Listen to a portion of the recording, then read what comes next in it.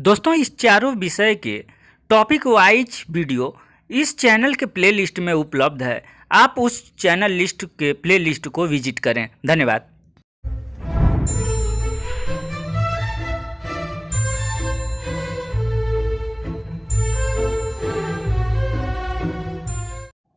नमस्कार, जय हिंद, वंदे मातरम। दोस्तों, आरपी टारगेट एजुकेशन के यूट्यूब चैनल में आप सभी का स्वागत है। आज हम लोग देखेंगे सार्वभौमिककरण का अर्थ, यानी सार्वभौमिककरण क्या होता है। ये आपको बीएड प्रथम सेमेस्टर, बीएड फर्स्ट सेमेस्टर, चाहे वो किसी भी यूनिवर्सिटी से आप कर रहे हैं, तो आपको ये टॉपिक देखने के लिए मिल जाएगा। देखने के लिए ही नहीं मिलेगा, अभी तो ये आपको बीएड का जो एग्ज़ाम होगा, अभी एग्ज़ाम जो चल रहा है, उसमें भी आपको ये सार्वभौमिककरण से संबंधित एक क्वेश्चन जरूर मिलेगा। तो दोस्तों, इस टॉपिक को बिना स्किप किए हुए देखिएगा, क्योंकि ये इसको हम चाहेंगे 5 से 10 मिनट के अंदर आपको पूर्ण रूप से समझाने का प्रयास करेंगे। तो सबसे पहले आप लोग देखिए, सार्वभौमिककरण का अर्थ क्या होता है। सार्वभौमिक, केवल इस शब्द को केवल आप समझ जाते हैं तो आप कोई भी क्वेश्चन अगर सार्वभौमिककरण से आता है तो आप उसको निश्चित रूप से लिख देंगे। ठीक है, तो सार्वभौमिक का अर्थ होता है सभी के लिए उपलब्ध कराना। जैसे मान लीजिए कि भारत का नागरिक हो, भारत का अगर नागरिक है तो उस नागरिक को, जैसे छोटे छोटे जो बच्चे हैं, उनकी शिक्षा को अनिवार्य एवं मुफ्त रूप से सबको उपलब्ध कराना सार्वभौमिक कहलाता है। तो सबसे पहले यहाँ पर देख लीजिए आप, सार्वभौमिककरण का अर्थ होता है सबके लिए उपलब्ध कराना। ठीक है, सार्वभौमिककरण का अर्थ होता है सबके लिए उपलब्ध कराना। क्या उपलब्ध कराना? तो हम लोग शिक्षा से संबंधित अगर पढ़ रहे हैं तो प्राथमिक विद्यालय, ठीक है, प्राथमिक शिक्षा में सार्वभौमिककरण का क्या महत्व है, इसको हम लोग ये देखेंगे कि सबके लिए, प्राथमिक स्तर पर सबके लिए अनिवार्य एवं मुफ्त शिक्षा उपलब्ध कराना सार्वभौमिककरण कहलाता है। अब नेक्स्ट पॉइंट देख लीजिए इसको। शिक्षा का सार्वभौमिक शिक्षा के प्रसार तथा व्यापकता से है, ताकि कोई व्यक्ति शिक्षा से वंचित ना हो। भारत सरकार द्वारा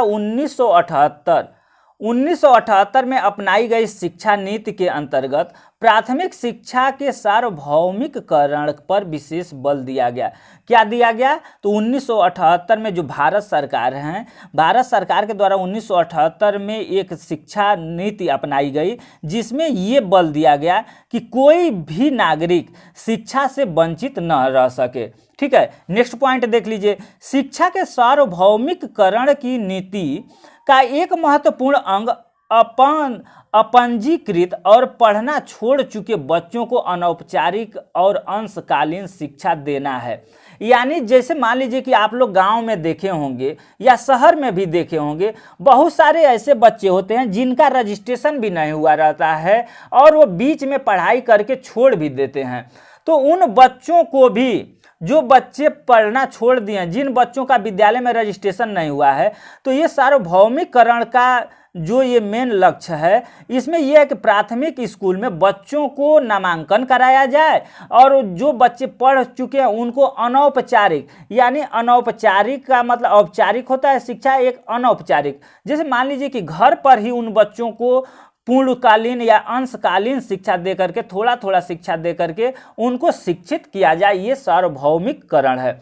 अब देखिए सार्वभौमिककरण के, प्राथमिक शिक्षा में सार्वभौमिककरण की समस्या। तो दोस्तों, यहाँ पर थोड़ा सा हम ये आप लोगों को बता देना चाहते हैं कि आपका जो बीएड का सिलेबस होगा, ये आपको देखिए, यहाँ पर आपको यूनिट नंबर 9 के अंतर्गत आपको देखना है विद्यालय में शिक्षा का सार्वभौमिककरण। यानी यहाँ पर तो हम लोग देख लिए कि विद्यालय में सभी प्रकार के जो भी बच्चे हैं, चाहे वो दिव्यांग बच्चे हों, चाहे एसी कैटेगरी के बच्चे हों या किसी भी प्रकार के बच्चे हैं, उनका सभी बच्चों का 100% नामांकन होना चाहिए और 100% उपस्थिति अनिवार्य होना चाहिए। ठीक है, ये विद्यालय में शिक्षा का सार्वभौमिककरण के अंतर्गत आता है। इसके अंतर्गत आपको पढ़ना है सार्वभौमिककरण का अर्थ। तो सार्वभौमिककरण का अर्थ हमने जान लिया कि सबके लिए शिक्षा, यानी सबके लिए उपलब्ध कराना सार्वभौमिककरण कहलाता है। अब देखिए यहाँ पर है प्राथमिक शिक्षा में सार्वभौमिककरण की समस्या। ठीक है, इसके बारे में हम लोग देखेंगे कि प्राथमिक शिक्षा में सार्वभौमिकरण की समस्या क्या क्या आती है, इसको हम लोगों को देखना है। उसके अलावा देखना है प्राथमिक शिक्षा के सार्वभौमिकरण की समस्या के प्रमुख कारण। जो सार्वभौमिकरण की समस्या होती है ये इसके प्रमुख कारण कौन कौन से हैं, उसके बाद समस्या के उपाय कौन कौन से हैं। प्राथमिक शिक्षा में अपव्यय, जो प्राथमिक शिक्षा है उसमें अपव्यय का अर्थ कारण, अवरोधन का अर्थ कारण, इसको हम लोगों को पढ़ना है। इसके साथ साथ आपको माध्यमिक स्तर पर, देखिए अभी तो ये प्राथमिक स्तर पर सार्वभौमिकरण की समस्या आप देखे थे, उसको माध्यमिक स्तर पर भी शिक्षा का सार्वभौमिकरण आपको देखना है। तो आइए अब देखते हैं हम लोग प्राथमिक शिक्षा में सार्वभौमिकरण की समस्या, क्या क्या समस्या है इसको हम लोग देखेंगे। तो सबसे पहला समस्या है राज्यों की अनिश्चित नीति। यानी इसमें आप लोग देखे होंगे कि अलग अलग राज्य की अलग अलग नीति होती है, जिसके कारण बहुत सारे समस्या आते हैं और सार्वभौमिकरण करने में, यानी सभी बच्चों का नामांकन, उपस्थिति, ये सब करने में अलग अलग राज्यों की अलग अलग नीति होती है, जिसके कारण समस्या उत्पन्न होती है। अब नेक्स्ट देखिए, केंद्र की दोषपूर्ण नीति, यानी केंद्र की भी दोषपूर्ण नीति है। जैसे मान लीजिए कि केंद्र की दोषपूर्ण नीति, इसमें क्या है कि जैसे प्राथमिक जो स्तर है, प्राथमिक स्तर पर जितना धन व्यय करना चाहिए या प्राथमिक स्तर पर जितने टीचर होने चाहिए उस पर न ध्यान दे करके, थोड़ा कम ध्यान दे करके सरकार जो है प्राथमिक शिक्षा पर केंद्र को जितना ध्यान देना चाहिए उतना नहीं दिया जा रहा है, जिसके कारण क्या है कि ये प्राथमिक स्तर पर शिक्षा का सार्वभौमिकरण बाधित हो रहा है। उसके बाद हो आता है राजनीतिक बाधाएं। राजनीतिक बाधाएं जैसे मान लीजिए कि राजनीतिक क्षेत्र से भी बहुत सारी बाधाएं आती। राजनीतिक बाधाएं के अंतर्गत आप लोग देखे होंगे, जैसे सरकार को राशन की व्यवस्था, कश्मीर की समस्या, खद्दान की समस्या, चीन की समस्या, बांग्लादेश की समस्या आदि तरफ जैसे अनेक तरीके से बाधाएं आती रहती हैं राजनीतिक क्षेत्र में। तो सरकार का ध्यान जो है उसको प्रभावित करता है, शिक्षा के तरफ न ध्यान जा करके इसको हल करने पर सरकार का ध्यान रहता है।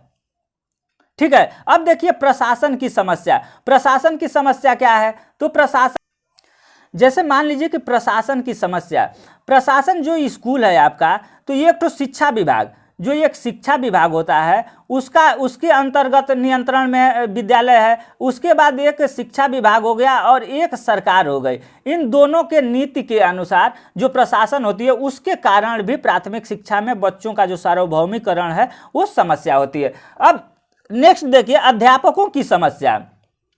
जैसे आप लोग देखे होंगे कि विद्यालयों में अध्यापकों की समस्या होती है। विद्यालय में अभी भी देखा जाए तो हर एक विद्यालयों में टीचर की कमी है, उसके कारण भी बच्चों का जो नामांकन होना चाहिए ये सब समस्या देखने के लिए मिलता है। अब नेक्स्ट आता है आर्थिक समस्या। ठीक है, तो आर्थिक समस्या भी प्राथमिक शिक्षा के सार्वभौमिकरण को समस्या प्रदान करती है। उसके बाद देख लीजिए आर्थिक समस्या के बाद विद्यालयों की स्थापना की समस्या। जैसे मान लीजिए कि इसमें है विद्यालयों की स्थापना की समस्या। बहुत सारे अभी भी ऐसे गांव पड़े हुए हैं, आप लोग देखे होंगे कि जिस गांव में विद्यालय नहीं है, प्राइमरी है तो मिडिल नहीं है, मिडिल है तो प्राइमरी, या कहीं कहीं तो कोई भी विद्यालय नहीं है।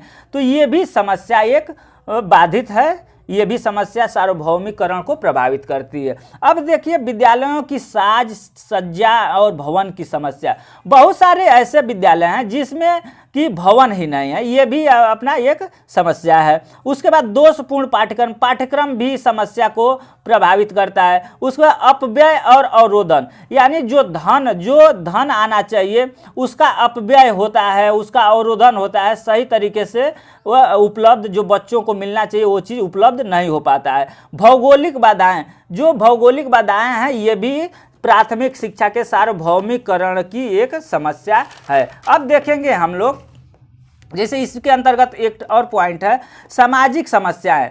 सामाजिक समस्याएं भी अपना क्या है, अपना अवरोधन, सार्वभौमिक समस्या का समस्या है। उसके बाद अभिभावकों की निरक्षरता।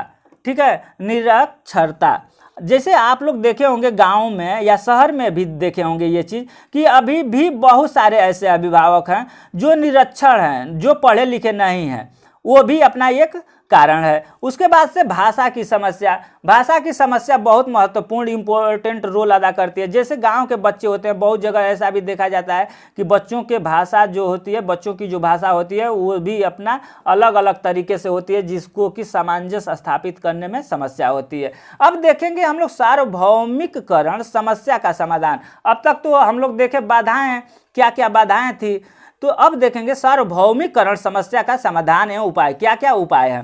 तो इसके अंतर्गत है अनिवार्य शिक्षा की स्थिर नीति, जो अनिवार्य रूप से जो शिक्षा है उसको अनिवार्य रूप से, और शिक्षा जो नीति है उसको अनिवार्य रूप से लागू कर दी जाए, एवं विद्यालय में अपना उसको लागू करके उस पर कार्य किया जाए। अब देखिए शिक्षकों की समस्या का हल, जैसे विद्यालय में शिक्षक नहीं है उसकी समस्या का सरकार हल ढूंढ ले। उसके बाद देखिए शिक्षा प्रसार में सुधार, जो शिक्षा का प्रसार है उसमें सुधार किया जाए। उसके बाद है आर्थिक समस्या का हल, आर्थिक समस्या का हल निकाला जाए, पाठ्यक्रम में सुधार किया जाए, धार्मिक सहयोग किया जाए, जनता का सहयोग लिया जाए, जिससे कि सार्वभौमिक समस्या का समाधान हो सकता है। जनता का भी सहयोग लेना चाहिए। कक्षा में जो छात्र हैं, छात्रों की संख्या में वृद्धि की जाए।